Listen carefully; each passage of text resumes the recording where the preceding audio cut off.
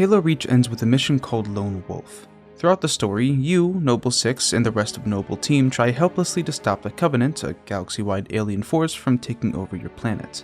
The story is about bravery in the face of pure hopelessness, as every single time your team succeeds, it's made clear just how large your enemies are. And yet, Noble Team does everything they can, getting killed off one by one in the process.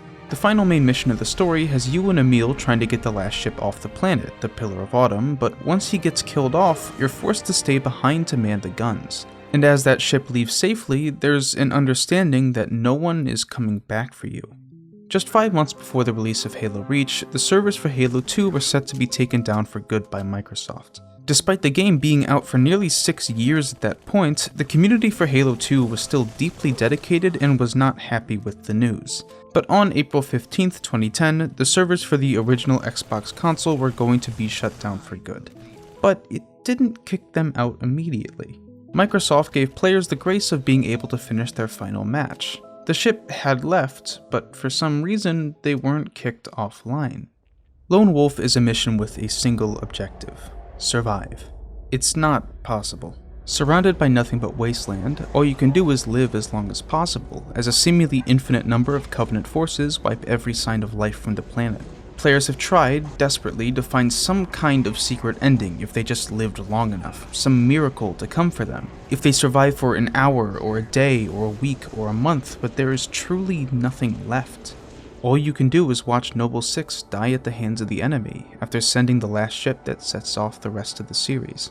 The nature of online games means that, one day, all of them will die. Not only do they need a fan base to keep living, but equipment and servers to make sure they work in the first place. So for companies who are always looking towards the next console or big game, these old multiplayer games aren't a priority. No matter how popular a game is, its time is ticking from the moment it releases. Once the Halo 2 players realized they weren't immediately booted from Xbox Live, some of them figured they would play the game a little longer. But then it kept going and going and going. Players on the Halo forums realized that so long as they didn't log in anywhere else, lose internet connection, or turn off their consoles, they could stay on the servers as long as they wanted. And so, while the ship had already left, the players still had one objective: survive as long as possible. As time has ticked forward, beyond the Halo 2 days, the ways multiplayer games can die out has evolved alongside gaming itself. While video games of the past were certainly updated and changed, it's common nowadays to have what amounts to an endlessly updating game. Instead of releasing new products and new IPs, or even just sequels, developers instead try to make a sort of super game, promising to always change and always entertain the player. But while all these games like Fortnite and Apex Legends and Genshin Impact keep their name, really every update is a new game, with different balances, items, mechanics, and modes. One of my favorite things that Minecraft does is acknowledge this. While every update is Minecraft, their real name is 1.16 or 1.5 or beta 1.8. Everyone understands just how different the game becomes with each update, so every version of Minecraft remains playable for anyone at any given time. But then there comes the update sequels. Overwatch, Blizzard's first new IP after 12 years, was a massive success. But after a few more years and some failed attempts to revive it, it boiled down to a smaller but dedicated community that was very unhappy with the game. Blizzard's solution was to dedicate itself to a sequel, Overwatch 2, which was really just a big update. But unlike sequels of the past, this one just straight up destroyed Overwatch 1. Whether it's because Blizzard was afraid of splitting the fanbase or just wanted to update the game with a name that generated some new buzz, at Overwatch 2's release, the first game was no longer playable and likely never will be again. But Overwatch was not the first or worst example of a company doing this. The Culling was one of the first Battle Royale games to ever release. Still being unique to this day, most of the Culling was focused on melee combat. Instead of getting access to crazy weapons and grappling hooks and superpowers, you had to struggle for even the weaker stuff. It turned the game into a suffocating and desperate experience, where even your wins felt like they were barely held together. Its generally short-range focus and mechanics like crafting systems turned the game into something you couldn't play anywhere else.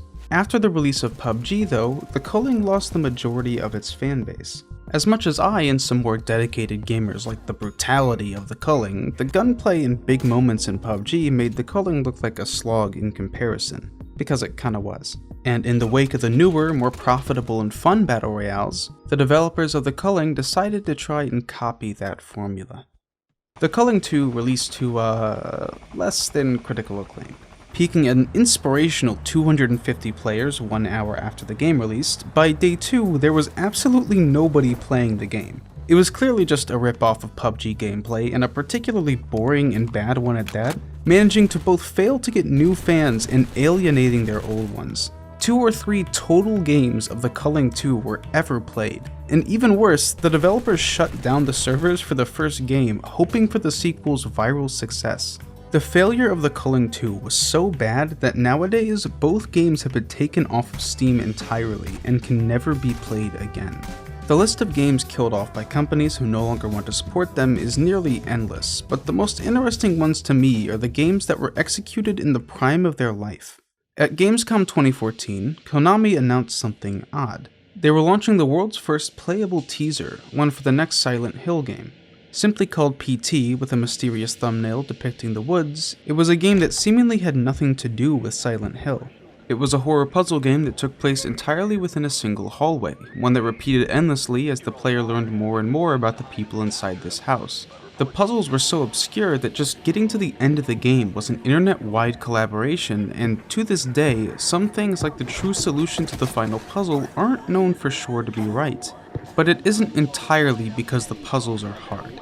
On April 29, 2015, the game vanished from the PS4 store without a trace. People who had the game in their libraries couldn't even re-download it, leaving whoever still had it on their systems as the last people with access to a game that was a viral success. Suddenly, this experience that anyone could download and repeat became a limited resource. PS4s with the game still on it became valuable, being sold off in the wake of all the sudden chaos coming out of a bad breakup between Konami and game designer Hideo Kojima. And it wasn't even the first time something like this happened. Just 1 year before, an app game called Flappy Bird was put on the iOS store and became one of the more famous video games of all time, despite its gameplay being downright simple. In what might be the actual complete opposite to PT, the goal of Flappy Bird was to just tap your phone and not hit the pipes. And yet this game was making nearly $50,000 a day for the solo developer Dong Yuan. He felt so bad about how seemingly addictive the game was that he removed it from every app store. And just like PT, phones with Flappy Bird were put up for auction online immediately after, selling the gripping, life-changing experience of avoiding pipes for as long as you can. Both of these games gave the world a viral craze and then took it away soon after. And in that wake, developers from all over the world tried to capitalize on it. To this day, you can find Flappy Bird ripoffs on the App Store and 1,000 horror games desperately trying to recreate what PT left in its absence. It was like the world was coping with the loss of these games, a feeling of loss that's very, very strong.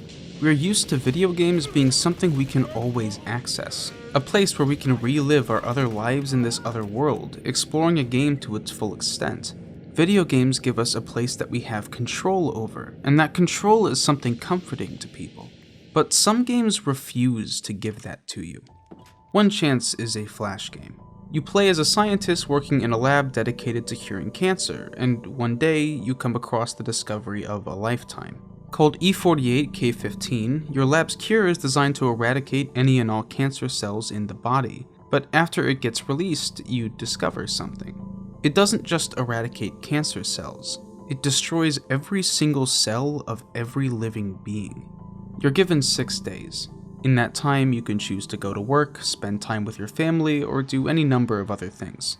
You don't know if a cure is possible or if it could be made in time, so every one of your decisions has the weight of the world to them. Depending on what you do, there's a number of different endings to the game.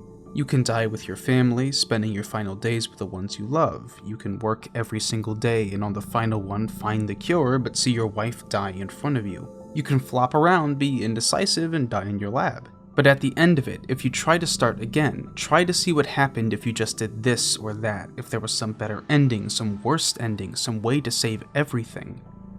You can't. You get one chance. It's a brutally depressing experience, where nothing you do can erase the mistake you made, and every option gives you a sliver of the life you had before. The world around you is dead, no matter whether you survive or not. Another game that plays around with this idea of permanence is one you might be more familiar with, Undertale. A common theme in Undertale is turning game mechanics into a very real part of the world, and when it comes to restarting and saving and quitting, it's no different.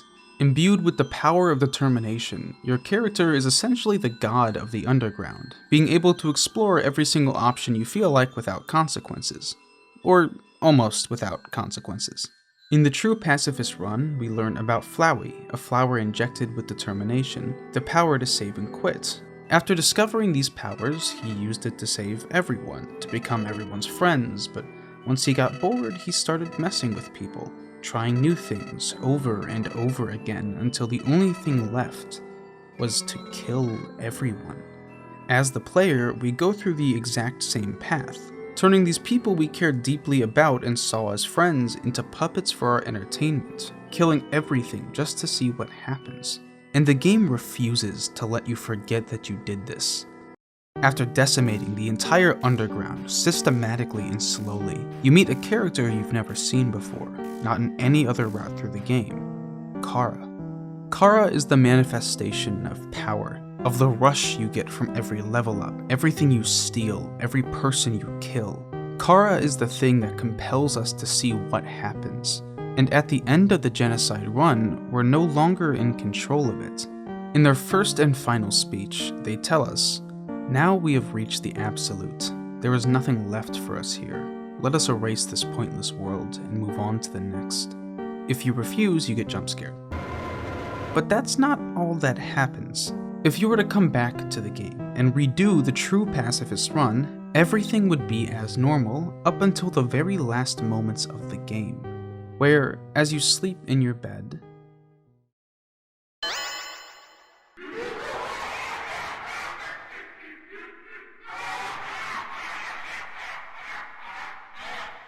Undertale makes it very clear. If you lose your empathy for the sake of entertainment, you are the villain. You are Flowey. You are Kara, and you will be for as long as you live. Your game is corrupted forever, as you live with the sins that only you and Undertale will ever truly know. After the initial burn-off and 1 week into the mission, there were 14 left. 14 players keeping the original Xbox servers alive. Everyone understood that this couldn't last forever, and even the final few were starting to die off. Be it losing internet, power, or hardware problems, just 3 weeks into the initial shutoff, there were only 2 people left. There were no Covenant forces stopping them, Microsoft was not trying to remove them, the only enemy these final players truly had, the only inescapable villain, was time. Before Your Eyes is a video game all about time. The idea is simple. Every time you blink, you jump forward in the memories and life of Benjamin Brent. You can live through all of his memories for as long as you can keep your eyes open, but as time moves both in the game and in real life, that becomes harder and harder to do. And once that memory is gone, it's gone. Video games give us windows into another world, but while we can reset those worlds, we can't reset our minds. While Undertale considers the genocide run as an act of heartlessness, in my opinion, it's more of an act of love. As someone who was desperately obsessed with Undertale as a kid, it became my mission to learn as much as I possibly could about the game. Every little tidbit of information, every medley, every trick in detail, every fun value in theory and unused room and sprite, and I learned all of it because I couldn't accept that I had already experienced Undertale. The internet experienced Undertale, you yourself probably have too, and none of us will get to relive that first experience. Why sequels and remakes in fanfiction are so popular is not just because we love these works, but that we're grieving the loss of that first feeling. Those final 14 Halo 2 players knew it was pointless. It didn't matter if they stayed on those servers for an hour, a day, a week, a month, or a year. Most people had already left, and all they could do was try to survive. It was a story of helplessness, and one that ended soon after it started. A bit more than 3 weeks later, on May 11th, 2010, Apache Enforcer, the final remaining player, was booted offline. There was a window of time, about 22 hours, where Apache was the only human being left on the servers. It's hard to understand just how rare that is. For there not to be 0 or millions online, but just one. One person left in servers that housed all types of people all over the world, playing all types of games and living all types of lives. Eventually, though, he went offline too, and Halo 2 had finally been wiped. The mission was impossible from the start. And for those efforts, there was no secret ending found. There was no Easter egg or discovery that made the effort all worthwhile. They were doomed from the start, and all of them knew it. But for some reason, the story still feels noble to me. After all, what's more human than being irrational? It's easy to forget that these portals to other worlds, video games, sometimes have a lifespan. Whether it's multiplayer or not, removed or not, or even standing, open and available forever, these experiences we have cannot be changed or forgotten. Time will always march forward, and as distant as those memories get, those foggy but unforgettable moments, they'll always be a part of you, for better or for worse. What those 14 players did, and everyone else that stuck on those servers accomplished, was not a mission of survival. It was a celebration of life. In the face of hopelessness, they didn't fight until the bitter end. They simply waved goodbye as the ship went off into the distance. Thank you, and have a nice day. If you enjoyed the video and want to see more of my stuff in the future, please subscribe to this channel. If you want to support me even further, I have a Patreon that pays out only when I release a video. For just $2 a video, you can get a direct line to me and other patrons, a role in my Discord server, any extra content I release including video commentaries, your name at the end of videos, and even a number of goals that I need to fulfill if they're met. If you want to support me, that is the best way to do it. And finally, shout out to my higher tier donors, Jerichode, Mendel, Tommy the Cat, Zimborg, and The One. That all being said, I sincerely hope you enjoyed. Thank you and have a nice day.